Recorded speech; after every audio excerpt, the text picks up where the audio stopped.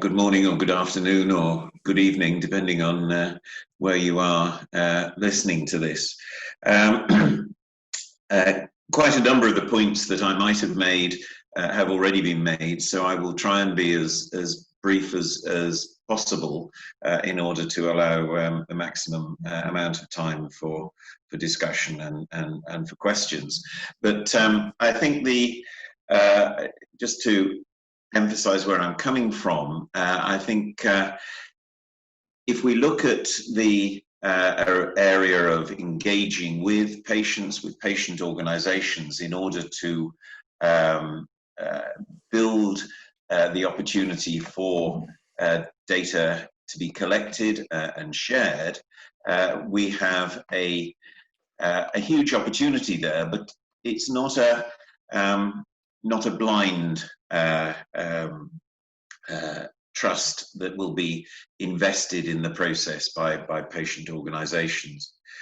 By and large, patients are very keen to share their data, both for the purposes of improving clinical management of their conditions, but also for supporting the advance in understanding, for creating the opportunity to undertake research, and for ensuring that valuable resources are not wasted by undertaking projects that will reveal stuff that is known already elsewhere to someone else. But patient organizations, in order to feel confident in the process, need to understand, in a sense, who is asking for this data. What is the purpose for which the data is being collected? Are they confident that the people, the institutions who are seeking their data are competent and have got the capacity to use that data in a scientifically and clinically valid way? Who else will have the chance to investigate that data? Who will see information about them? And to what other uses might that data be put? Now, for researchers, for people building registries, patient organizations can provide a fantastic insight and a fantastic opportunity to engage with the community of people who have the condition which interests them. But of course, not all patient organizations are equally well developed, equally sophisticated in terms of their ability to support and engage with academic or commercial partners, such as pharmaceutical or biotechnology companies. And it's important when engaging with a patient organization that researchers, that industry, and the public sector are able to make an appropriately scaled demand on that patient organization. Many patient organizations exist on precious few resources, and although it's often remarkable what they can achieve with those resources, if you make an unrealistic demand, then you're likely not to be able to create a sustainable relationship.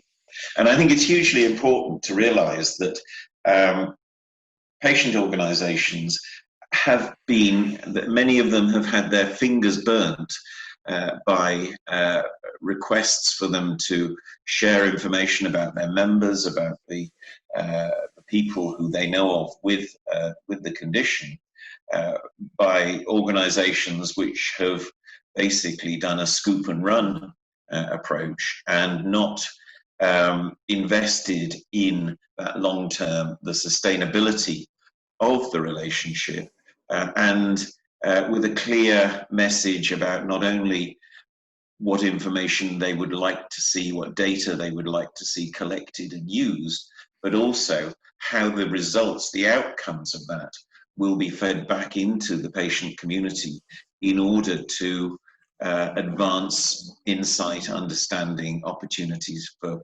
managing the condition. Now, the building of a long-term relationship is something which has been going on for well, many years in some instances, but has been recently expanded with the growing recognition of the importance of patient-generated information about conditions and about the possibilities that creates for undertaking effective research and development.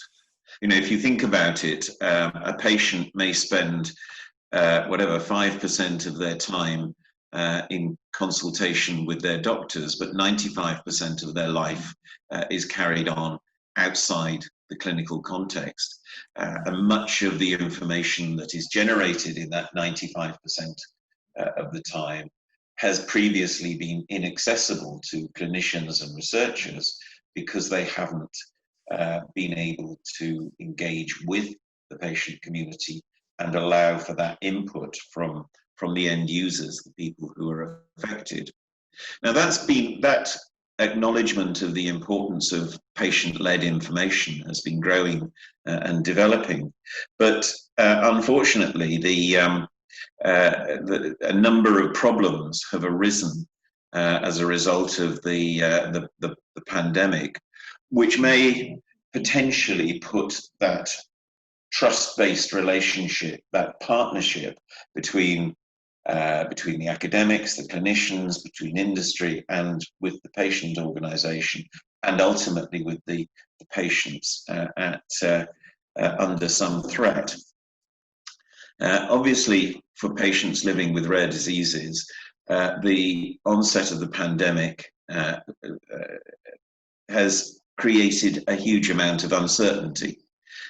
Many conditions, for many conditions, there is very little information about the vulnerability of those affected to the pandemic, and many with severe or life-limiting conditions have been put into situations where they are required to shield.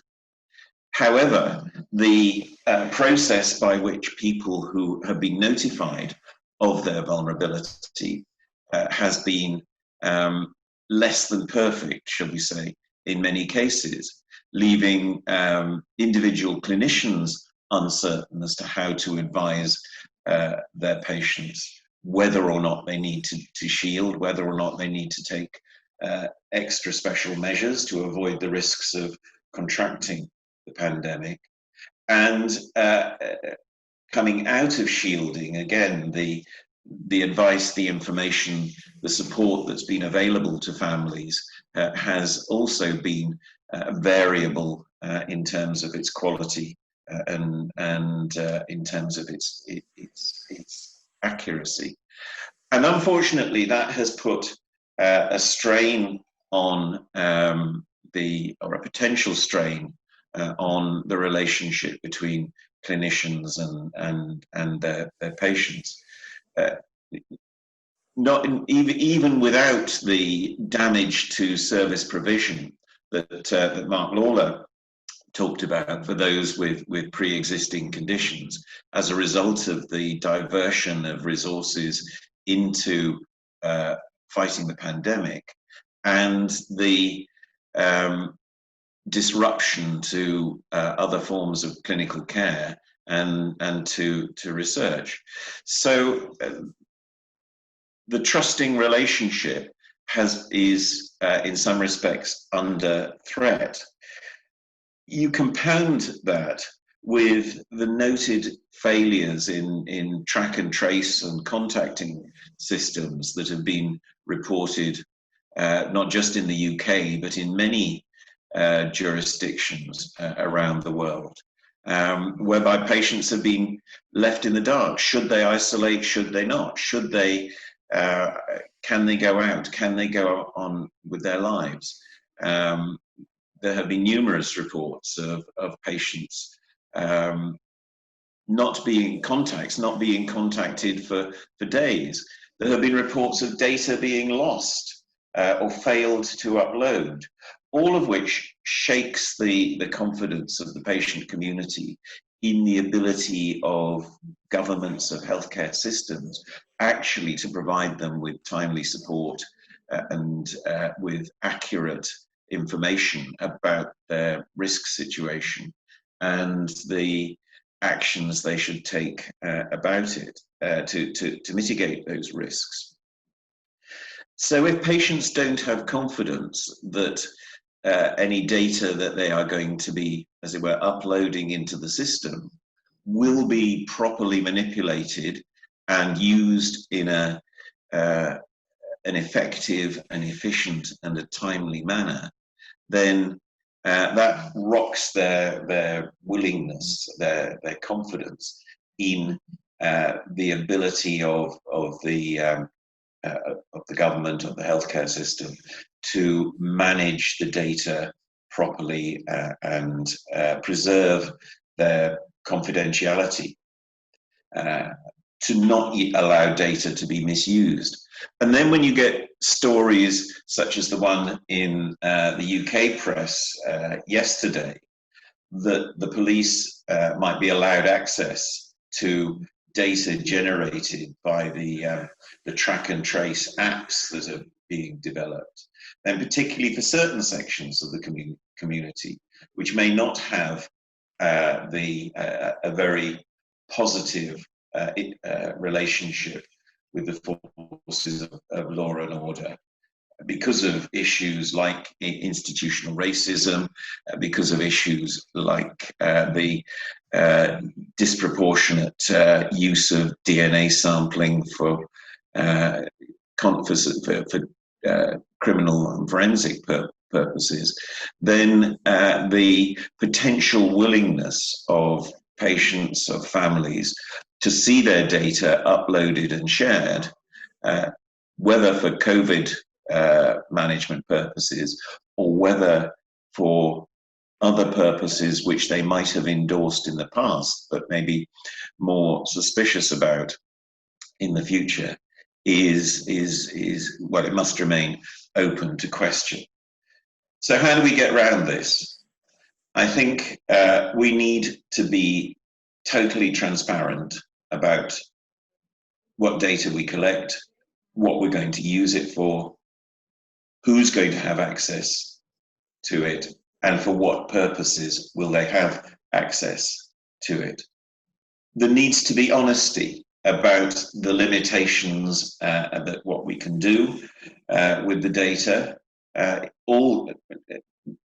more data we have, the more information we can generate, the more opportunities we can create to intervene and modify. But in the early stages, we must be careful not to overpromise in terms of operationability of the data, or people will lose trust. They will not want to continue to make the effort to engage. And we need also to be able to demonstrate that we're in it for the long haul, that this isn't just a quick in and out, give me your data, I will do something really interesting with it, which will benefit me, but it's unclear what it will do for you. So if we can be transparent, if we can be honest, if we can be in it for the long term, and if we can work in a spirit of partnership rather than a top-down hoovering up of data type approach, then I think patients and patient organizations will be more than willing to collaborate and to generate the data that will enable the research, that will produce the knowledge and create the disease-modifying interventions that we're all so desperate to see. So thank you.